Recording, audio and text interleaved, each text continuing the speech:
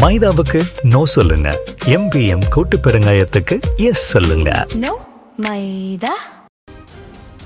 118 சட்டமன்ற உறுப்பினர்கள் ஆதரவுடன் அதிமுக பொதுச் செயலாளர் எடப்பாடி பழனிசாமி முதலமைச்சர் ஆவார் என அன்பழகன் தெரிவித்திருக்கிறார்.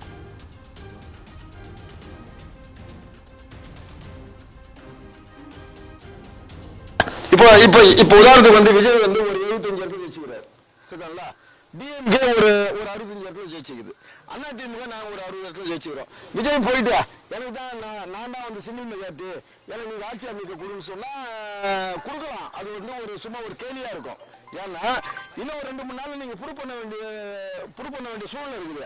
அதுக்கு மீறி நான் உங்களை பார்க்கணும்னு அவர் வந்து நினைக்கிறாரு. அதுக்கு மீறி தன்னை திருப்திப்படுத்தணும். நீங்கள் நான் இங்கே வந்து நீங்கள் உங்ககிட்ட 118 எம்எல்ஏ வராங்களா, ஏதாவது ஒன்று காட்டுங்கன்றார். தப்பு இல்லையா? சரி, நீங்க ஒரு மூத்த சட்டமன்ற உறுப்பினராக இருக்கிறீங்க. மெஜாரிட்டி வந்து சட்டமன்ற அவையில தான் வந்து மெஜாரிட்டி நிரூபிக்கப்படணும். இது ஆளுநருக்கு வந்து நிரூபிக்கக்கூடாதுன்றது அசம்பிளி நடக்கும் போது கட் மோஷன் கொண்டு வரதோ, இல்லை மெஜாரிட்டியை ப்ரூவ் பண்ணதோ, இல்லை வந்து நம்பிக்கையில்லா தீர்மானம் கொண்டு வரதோ, இல்லை நம்பிக்கை கோரும் தீர்மானத்தின் மீது வந்து வாக்கெடுப்பு போது சட்டமன்றத்துக்கு உரிமை அது. ஆனா நீங்க ஆட்சி அமைக்கும் போது, நீங்க ஆட்சி அமைக்கிற உரிமை கேட்கும் போது கவர்னர் கேட்கலாம், உங்களுக்கு என்ன மெஜாரிட்டி கேட்கலாம். இப்போ உதாரணத்துக்கு வந்து ஒரு 75 எம்எல்ஏ ஜெயிச்ச ஒரு கட்சி போயிட்டு வந்து நான் ஆட்சி அமைக்கும் போறேன்னா அவர் கேட்பாரு, எப்படி 75 எம்எல்ஏ நீங்க ஆட்சி அமைக்கிறீங்க? அதே நிலைப்பாடு தானே இப்ப அதிமுக வந்து யாரா இருந்தாலும் அதே நிலைப்பாடு தான். இல்ல, அதே நிலைப்பாடு தானே வந்து ஆட்சி அமைக்கிறதுக்கான கோரிக்கை வைக்க போறேன் அப்படின்னு சொல்லிட்டு தகவல் வெளியா இருக்கு. ஆட்சி அமைக்கிற கோரிக்கை நாங்க வைக்கிறோம்னா எங்களுக்கு வந்து ஆதரவு கடிதத்தோட போவோம்.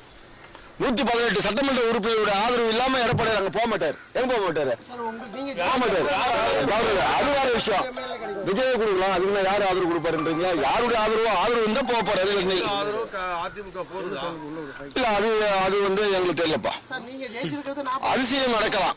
அதாவது ஒரு நிமிஷம் சார், ஒரு நிமிஷம் 1968 பேரறிஞர் அண்ணாவால் துருத்தடிக்கப்பட்ட காங்கிரஸ் 32 கிட்டத்தட்ட வந்து 58 ஆண்டு காலத்துக்கு பிறகு ஆட்சியினுடைய சுகத்துக்கு தன்மானத்தை விட்டுட்டு எதிர அணியில போட்டியிட்ட போதிலும் ஸ்டாலினுக்கு துரோகத்தை செஞ்சுட்டு நீங்க வந்து விஜய் பின்னாடி ஓடுறீங்க. அப்ப காங்கிரஸ் நடவடிக்கை சரியானதா? அப்ப காங்கிரஸ் வந்து ஒரு தேசிய கட்சி. காங்கிரஸ் பல்வேறு நிலைப்பாடுகளை ஒரே டைம்ல எடுக்கிறீங்க. ஒரு பக்கம் பாத்தீங்கன்னா கம்யூனிஸ்ட் வீட்டு கம்யூனிஸ்ட் கேரளால வரீங்க. இங்க வந்து என்ன பண்றீங்கன்னா அதே கம்யூனிஸ்ட் வந்து நீங்க வந்து நாங்க அங்க போயிட்டோம் வாங்கன்னு சொல்லிட்டு ஆதரவு வந்து அங்க போய் உட்காந்து கேட்டுக்கிறீங்க. இதுக்கு வந்து காங்கிரஸ் வந்து புரோக்கர் வேலை செய்யுது. விஜய் முதலமைச்சராக வருவதற்கு காங்கிரஸ் கட்சி அந்த அதிகார பதவி வரிக்காக புரோக்கர் வேலை செய்யுது. கேவலமான புரோக்கர் வேலை. பேரறிஞர் அண்ணா அவர்களால் தமிழகத்தில் 58 ஆண்டுகளுக்கு முன்பு துரத்தடிக்கப்பட்ட இந்த காங்கிரஸ் பதவி வெறிக்காக தன்னுடைய நிலை மறந்து கேவலமான செயல்பாடுகளில் ஈடுபடுது. அதை வந்து திராவிட இயக்கங்கள் நிச்சயமா நாங்கள் முறியடிப்போம். சார், சில விஷயங்கள் தான் என்னால் சொல்ல முடியும், சில விஷயத்துல சொல்ல முடியாது. ஏன்னா அரசியல் என்பது டைம் டு டைம், மணி டு மணி, அதே மாதிரி நிமிஷம் டு நிமிஷம் மாறின்னு வருது. அப்போ ஒவ்வொரு காலகட்டத்திலையும் ஒரு மாதிரி வந்து அரசியல் சூழல் மாறும் போது நாங்களாம் பதில் சொல்ல முடியாது. அதெல்லாம் வந்து கழகத்துடைய பொதுவாக பேசுவார். எலெக்ஷன் முன்னாடி வரைக்கும் சப்போர்ட் பண்ண மாதிரி பேசுறீங்க. இல்ல, நாங்க திமுக சப்போர்ட் பண்ணி பேசலையே.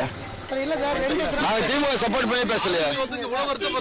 இல்ல, அவரு அதாவது வந்து மக்கள் வந்து யாரை தேர்ந்தெடுக்கணும், ஆட்சியில் உட்கார வைக்கணும்ன்ற ஒரு பண்பாடு இருக்குது. அந்த பண்பாடை வந்து ஒரு சில மாயைகள் வந்து மறைக்கும் போது அந்த வருத்தங்கள் வரதான் செய்யும். இப்ப ஸ்டாலின் வந்து வெற்றி வாய்ப்பு இருந்த போது என்கிட்டே சொன்னார் எடப்பாடியார், அவர் எவ்வளவு பெரிய லீடரு, அவரெல்லாம் ஜனங்க தோக்கடிச்சு தப்பு அப்படிலாம் இருக்கக்கூடாது.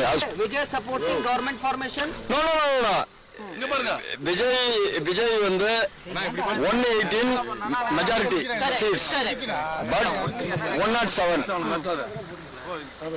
100%ல 50% ஓட்டர்ஸ் ஓட் போடல. 35% தான். 65% பீப்புள் விஜய் அகைன்ஸ்ட் ஓட்டர்ஸ். எப்படி நீங்க வந்து அவருக்கு வந்து மக்கள் வந்து மெஜாரிட்டி கொடுத்தாங்க சொல்றீங்க? எப்படி சொல்றீங்க? பாத்தீங்களா?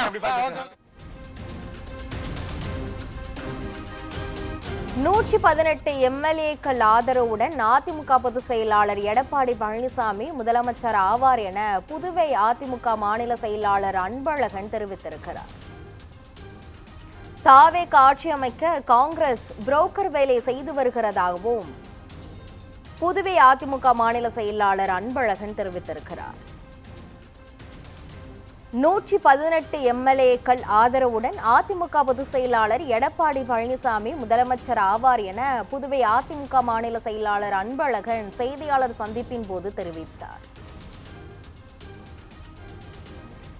தமிழ்நாட்டில் நொடிக்கு நொடி அரசியல் களம் சூடுபிடித்துள்ள நிலையில் நடந்து முடிந்த சட்டமன்ற தேர்தலில் தமிழக வெற்றிக் கழகம் ஆட்சி அமைப்பதற்கான பெரும்பான்மை கிடைக்காத நிலையில் மற்ற கூட்டணி கட்சிகளிடம் தமிழக வெற்றிக் கழக தலைவர் விஜய் ஆதரவு கோரி வரும் தற்போதைய சூழலில் 118 எம்எல்ஏக்கள் ஆதரவுடன் அதிமுக பொதுச் செயலாளர் எடப்பாடி பழனிசாமி முதலமைச்சர் ஆவார் என புதுவை அதிமுக மாநில செயலாளர் அன்பழகன் தெரிவித்திருக்கிறார்.